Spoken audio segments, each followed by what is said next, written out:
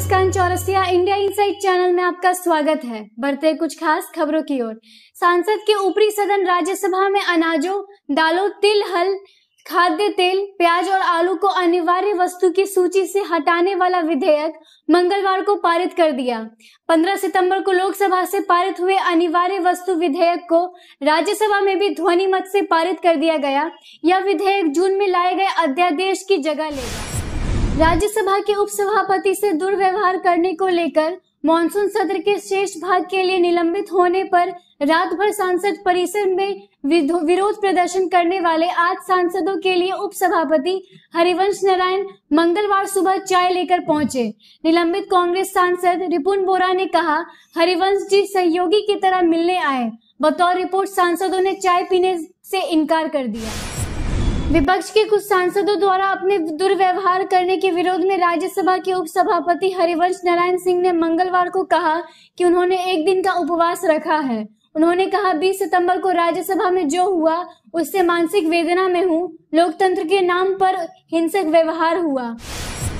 राज्यसभा से सस्पेंड होने के बाद सांसद परिसर में धरने पर बैठे 8 सांसदों के लिए डिप्टी चेयरमैन हरिवंश नारायण सिंह द्वारा चाय लेकर जाने पर प्रधानमंत्री नरेंद्र मोदी ने ट्वीट किया। यह उनकी महानता दर्शाता है। उन्होंने लिखा, जिन्होंने उन पर हमला किया, बेइज्जती की, उन्हें खुद चाय परोसना दिखाता है कि हरिवंश जी कितने विनम्र और विशाल हृदय वाले हैं।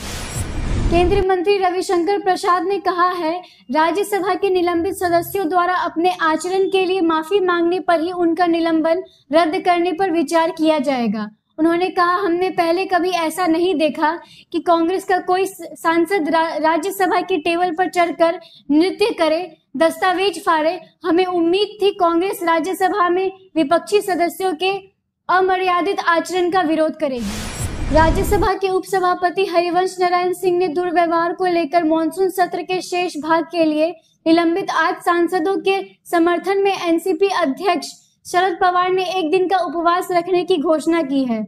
पवार ने कहा, मैं भी उनके आंदोलन में हिस्सा लूंगा। अपने साथ हुए दुर्व्यवहार के विरोध में उपसभापति भी उपवास रखेंगे।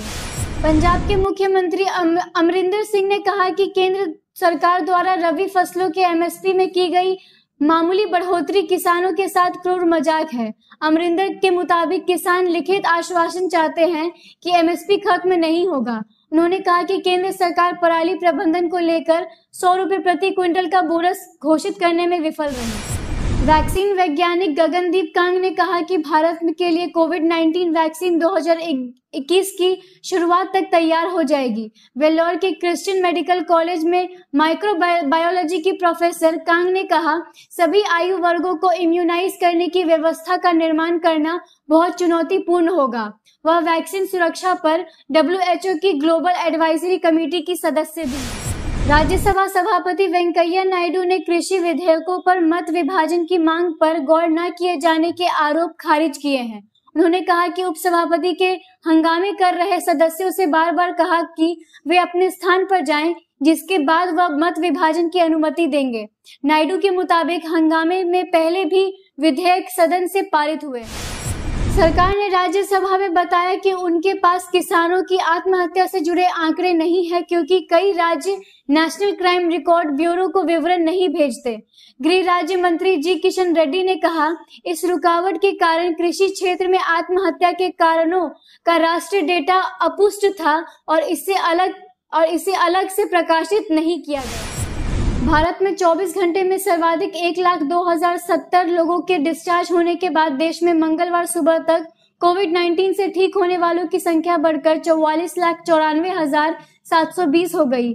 इस दौरान 74,493 नए मामले मिलने से देश में इसके कुल मामले बढ़कर 55,60,105 हो गए, जिनमें से 9,75,623 सक्रिय हैं, जबकि मृतकों की संख्या बढ़कर 88,965 हो गई। केंद्रीय कानून मंत्री रविशंकर प्रसाद ने सोमवार को लोकसभा में कहा कि देश में विभिन्न कोर्ट में 51,52,921 जबकि निचली अदालतों में कुल 3,44,73,068 केस लंबित हैं। मंत्री ने बताया कि 16,845 जिला व अधीनस्थ न्यायालयों का कंप्यूटरीकरण पूरा कर लिया गया है और 3240 अदालत व 1272 संबंधित जेलों के बीच वीडियो कॉन्फ्रेंसिंग सुविधा स्थापित की गई। पाकिस्तान द्वारा कश्मीर पर मुद्दा उठाने पर भारत ने जवाब देने के अधिकार का इस्तेमाल कर यूएनए में कहा है, आज हमने जो सुना वो भारत के आंतरिक मसले पर पाकिस्तान के प्रतिनिधि का अंतहीन झूठ है। भारत ने कहा, पाकिस्तान खुद मानता है कि वह आतंकियों को पनाह व प्रशिक्षण देता है, शहीद बताकर उनका अभिवादन करता है। यूएपीए के तहत गिरफ्तार पूर्व जेएनयू छात्र उमर खालिद द्वारा हिरासत के दौरान परिवार से मिलने की अनुमति के लिए दाखिल आवेदन को दिल्ली की अदालत ने खारिज कर दिया है। दिल्ली दंगों से संबंधित मामले में खालिद 24 सितंबर तक हिरासत में है। बतौर खालिद, पुलिस ने उन्हें परिवार से मिलने की अनुमति देने का मौखिक आश्वासन दिया था। केंद्रीय शिक्षा मंत्री रमेश पोखरियाल निशंक ने लोकसभा में बताया है कि पूरे देश में शिक्षकों के 61.84 लाख पद स्वीकृत है, जिनमें से 10.6 लाख पद खाली है। सबसे अधिक 2.7 लाख पद बिहार में खाली है, जिसके बाद यूपी में 2.1 लाख पद खाली है। वहीं मिजोरम में शिक्षक का एक भी पद खाली नहीं है। सीरम इंस्टीट्यूट ऑफ इंडिया द्वारा निर्मित की जा रही ऑक्सफोर्ड की संभावित कोरोना वायरस वैक्सीन के तीसरे चरण का ह्यूमन क्लिनिकल ट्रायल सोमवार को पुणे के सैसुन जनरल अस्पताल में शुरू हो गया। सैसुन जनरल अस्पताल के डीन ने बताया, हम 150 से 200 वॉलंटियर्स को डोज देंगे। दूसरे चरण के ट्रायल भारतीय विद्यापीठ मेडिकल कॉलेज के केईएम अस्पताल में हुए थे। आरसीबी ने सोमवार को आईपीएल 2020 के मैच में एसआरएच को 10 रनों से हराया। डेब्यूटेंट देवदत्त पडिक्कल की 56 रनों की पारी की बदौलत आरसीबी ने 163 का स्कोर बनाया। वहीं लेग स्पिनर चहल के 4 ओवर 18 रन और 3 विकेट के स्पेल के दम पर आरसीबी ने एसआरएच को 153 पर ऑल आउट किया। 109 आईपीएल मैच में एसआरएच की यह 50वीं हार है। रिपोर्ट्स के अनुसार व्हाट्सएप का मल्टीपल डिवाइस फीचर अपने अंतिम चरण में है और बीटा वर्जन यूजर्स के लिए जल्द ही उपलब्ध हो सकता है।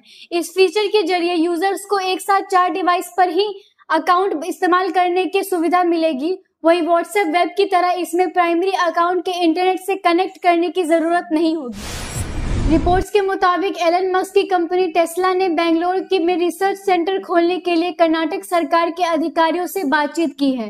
कर्नाटक के अधिकारियों द्वारा सितंबर के अंत तक टेस्ला के अधिकारियों को एक विस्तृत प्रस्ताव पेश करने की उम्मीद है। दरअसल मस्क ने जुलाई में कहा था कि टेस्ला कार भारत में 2020 तक उपलब्ध होगी। आज भारतीय शेयर बाजार में गिरावट दर्ज की गई। सेंसेक्स 300, वहीं निफ्टी 96 अंक टूटा।